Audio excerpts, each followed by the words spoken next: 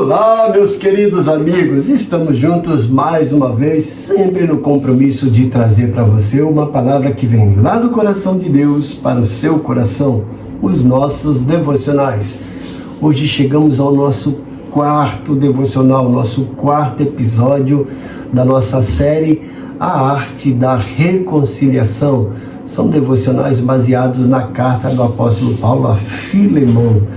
Vamos falar sobre quando a graça assume a dívida, a reconciliação que reflete o coração de Cristo, a conta da graça, substituição, restituição e providência.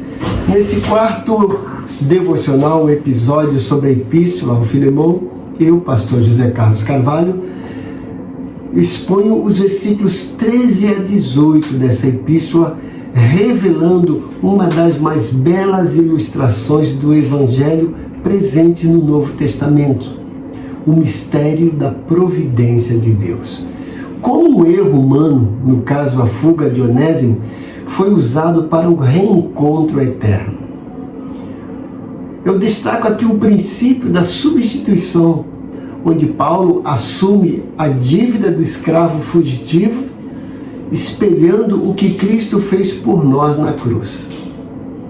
É uma reflexão profunda sobre voluntariedade, reparação de danos e a soberania de Deus sobre os nossos desencontros. Ao interceder por Onésimo diante de Filemão, o apóstolo Paulo demonstra como a graça transforma relacionamentos quebrados e cria caminhos para a restauração. Descubra como essa passagem revela princípios poderosos sobre perdão, reconciliação, restauração de relacionamentos e a obra redentora de Cristo. É uma mensagem profunda sobre graça, misericórdia e a beleza do Evangelho aplicada às nossas relações humanas. Acompanhe comigo a leitura de Filemão, versículos 13 a 18, que diz o seguinte: Eu bem quisera conservá-lo comigo, para que por ti me servisse nas prisões do Evangelho.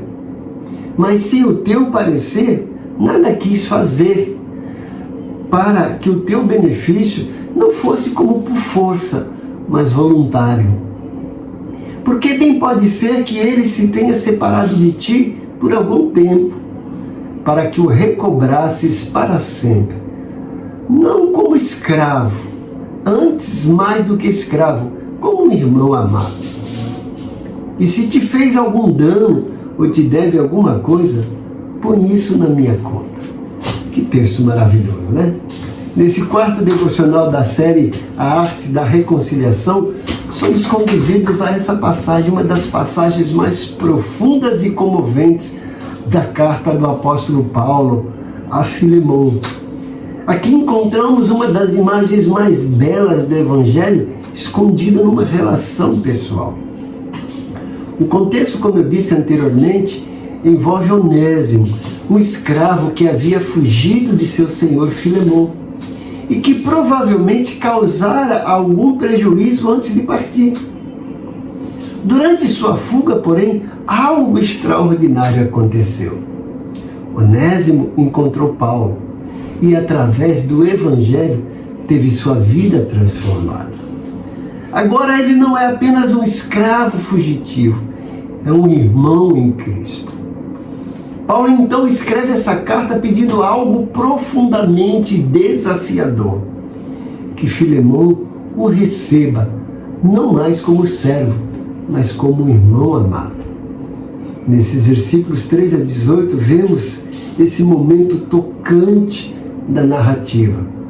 Paulo declara que gostaria de manter Onésimo ao seu lado, pois ele lhe seria útil no ministério enquanto estava preso por causa do Evangelho. Entretanto, Paulo decide não agir sem o consentimento de Filemão. Ele não quer que a bondade de Filemão seja forçada, mas voluntária.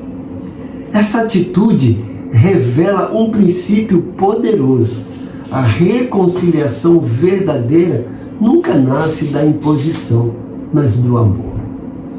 Paulo respeita a liberdade de Filemão para decidir. A graça não coage, ela transforma o coração. Em seguida, Paulo apresenta uma interpretação surpreendente da história. Ele sugere que talvez a separação entre Filemão e Onésimo tenha ocorrido para que algo maior acontecesse, que Onésimo voltasse para sempre, mas agora como um irmão e não mais como um escravo. Aqui encontramos um dos grandes mistérios da providência divina.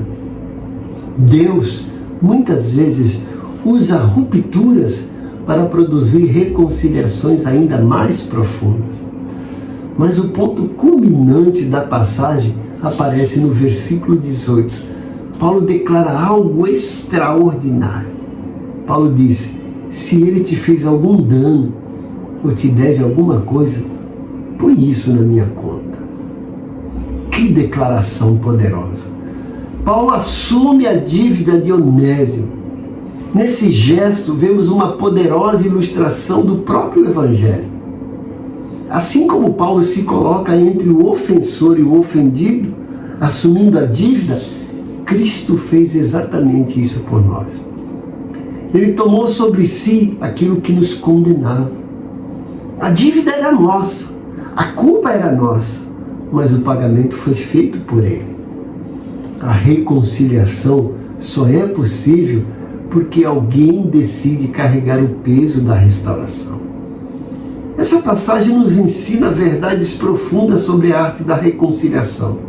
Em primeiro lugar, que a reconciliação exige transformação real. Onésimo não volta como o mesmo homem, ele volta transformado pelo Evangelho. A segunda verdade é que a reconciliação respeita a liberdade do outro. Paulo não força Filemão, ele apela ao amor, à intimidade, à proximidade que ambos tinham. Terceira verdade é que a reconciliação envolve assumir custos. Paulo se dispõe a pagar a dívida. Reconciliação quase sempre exige sacrifício. E a quarta verdade é que a reconciliação reflete o coração de Cristo. O que Paulo fez por Onésimo é uma pequena representação do que Cristo fez por todos nós. E a pergunta que permanece é profundamente pessoal. Existe alguém com quem Deus deseja restaurar um relacionamento em sua vida? Talvez alguém que tenha falhado com você, talvez você tenha falhado com alguém. A arte da reconciliação consiste em permitir que o Evangelho transforme nossas relações humanas. Onde há graça, há caminho para a restauração.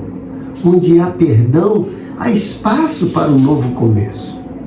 Assim como Paulo intercedeu por Onésimo, Cristo intercede por nós. E assim como Filemão foi chamado a receber um irmão restaurado, também somos chamados a viver a reconciliação que o Evangelho produz. Temos aqui a ética do consentimento. Paulo amava Onésimo e ele lhe era útil na prisão. Paulo poderia ter argumentado: eu sou apóstolo, eu estou preso, eu preciso dele aqui. Mas ele não fez isso. Ele simplesmente disse: sem o teu parecer, nada quis fazer. A verdadeira bondade não pode ser forçada. Se você obriga alguém a perdoar ou a servir, você rouba dessa pessoa o galardão. O amor cristão respeita o espaço e a vontade do outro. Temos aqui a perspectiva da providência, como eu falei anteriormente. Olhem que frase fantástica. Pode ser que ele se tenha separado de ti por algum tempo, para que o recobrasse para sempre. Paulo está convidando Filemão a mudar a lente. Filemão via um escravo fugitivo e um prejuízo. Deus via um irmão sendo regerado para a eternidade. Às vezes, Deus permite uma separação dolorosa para promover um reencontro glorioso amanhã. Não julgue o plano de Deus pelo meio do processo. Temos aqui nessa carta o que a gente chama em soteriologia, doutrina da salvação, o princípio da imputação. Chegamos ao coração do Evangelho nessa carta. Paulo fala, põe isso em minha conta. Paulo assume a dívida de Onésimo. Meus irmãos, isso é a substituição. Assim como Paulo se ofereceu para pagar a dívida de Onésimo, para que ele fosse recebido em paz, Jesus Cristo colocou na sua conta os nossos pecados, para que fôssemos recebidos pelo Pai e desfrutássemos a paz com Deus. A reconciliação cristã muitas vezes exige que alguém esteja disposto a absorver o prejuízo para que a paz permaneça e prevaleça. O que tem pesado na sua conta? Alguma mágoa ou dívida do passado? Lembre-se que em Cristo a conta foi quitada. Você está disposto a pagar o preço pela paz de alguém hoje, assim como Paulo se dispôs por Onésimo? Encontramos nesse texto algumas peculiaridades profundas. Quando Paulo dispõe na minha conta, ele usa um termo comercial técnico, o mesmo usado em contextos contábeis daquela época. Ele não está apenas usando uma metáfora, ele está dando uma garantia legal a Filemão. Veja aqui também a mudança de status. Paulo eleva Onésimo de objeto de propriedade, escravo, servo, para um irmão amado. Isso era revolucionário na estrutura social romana daquela época.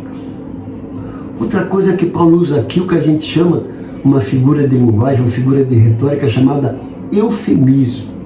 O eufemismo da fuga. Paulo não diz, Onésimo fugiu. Ele diz, ele se separou de ti. Ele usa uma linguagem suave para não inflamar a ira de Filemão, focando na soberania divina e não no erro humano. A carta de Filemão é o documento mais pessoal escrito por Paulo no Novo Testamento. Onésimo significa útil, e Paulo usa aqui um jogo de palavras mostrando que ele agora se tornou verdadeiramente útil no Evangelho. Paulo assume simbolicamente a dívida de Onésimo, antecipando a linguagem da substituição que o Evangelho apresenta. Essa passagem mostra como o Evangelho começou silenciosamente a transformar as estruturas sociais do mundo antigo. E eu gostaria que você refletisse nesse devocional e orasse. Deixa eu orar por você. Pai bondoso, Pai querido, que esse devocional sirva de alento, de motivação e de desafio para os teus servos que estão ouvindo e assistindo, para que aprendam, como Paulo, a demonstrar perdão, demonstrar intercessão, demonstrar que o relacionamento está acima de dívidas, de autoridade, de cargos, demonstrar que o Evangelho transforma pessoas, transforma sociedade. E eu peço, como eu tenho sempre pedido, entra com providência na vida dos teus servos, supre as necessidades deles, promove cura para aqueles que se encontram enfermos, traz esperança, traz despertamento para aqueles que se encontram desanimados e sem esperança. Eu te peço isso em nome de Jesus. Amém. Se esse devocional te foi útil, se você gostou, não guarde para si. Compartilhe com seus amigos e peça para que eles compartilhem com os outros. Se você ainda não se inscreveu no nosso canal, inscreva-se. Ative lá o sininho para receber as nossas notificações. E eu te convido para amanhã estarmos juntos para mais um momento de devocional, para mais um momento de meditação, para mais uma palavra que vem lá do coração de Deus para o seu coração. Não esqueça de deixar sua curtida e seu comentário. E até amanhã, se assim Deus nos permitir. Amém.